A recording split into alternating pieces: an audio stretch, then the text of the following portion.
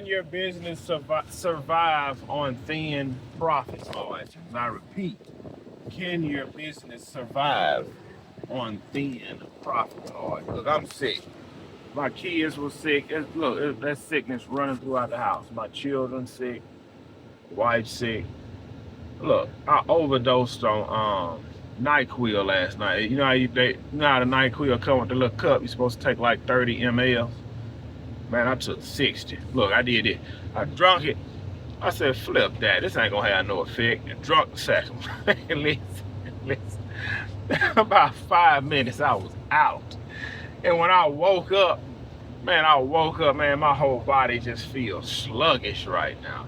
Now, listen. Can you operate on thin profit margins? Why? Why operate on thin profit margin? Why? What is the point if you working on why? Like, why do that to yourself? Like, literally, why? What is the point in operating on thin profit margins? One slip up, you take a haircut on the job. Like, look, I'm putting a bid in right now for this rock job I got going on. And the guy wants two different bids. He wants bids for river rock and bids for crushed limestone. Now, crushed limestone, I told him mulch would be his cheapest option, but I just explained to what he gonna have to deal with mulch. And I told him, I said crushed limestone gonna be cheaper than river rock. So, I'm writing everything up. Now, when you put a bid in for a job, right? When you put a bid in for a job, you see what your profit is going to be once that job is completed. You also need an old crap fee. What's an old crap fee?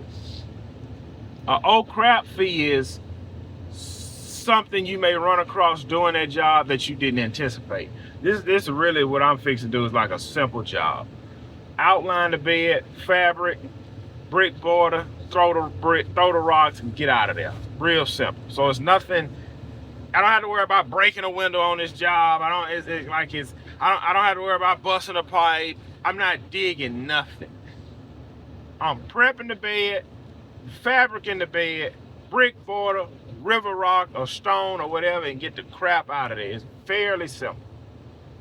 Now, let's say we doing this job. Let's say I gotta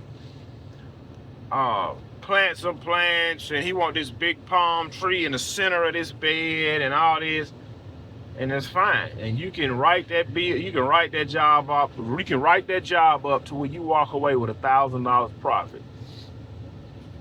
In the midst of you planting this palm tree, depends on what size palm you get. You got to go a little deep. And in the midst of planting that palm tree, you bust a pipe. And then once you finally shut the water off from the pipe, let's say you got to do a pipe leak repair, cost you $500. So your $1,000 profit just dropped down to $500. And then in the midst of that, one of the $250 palms, one of your guys damaged the palm. We got to go buy a palm. So now your profit is $250 on the job. You need to have all of this written into your estimate of like what you probably gonna go through on this job doing this job. So he's not gonna get this bid from me until probably Monday, because I got all the numbers I need. I just gotta call the supplier and get their final ticket, which I've been trying to find the receipt when I did that other crushed limestone job. See what the price is on that, because you can be like, well, man, just price it off your last job. Stuff goes up. I've done that before. I done that years ago with pine straw. I went off what the pine straw was for the last job, which was like 3 months prior, and they had went up like $4 a roll, and that cut into profit. So I'm not interested in going out of business and working for free. Just not.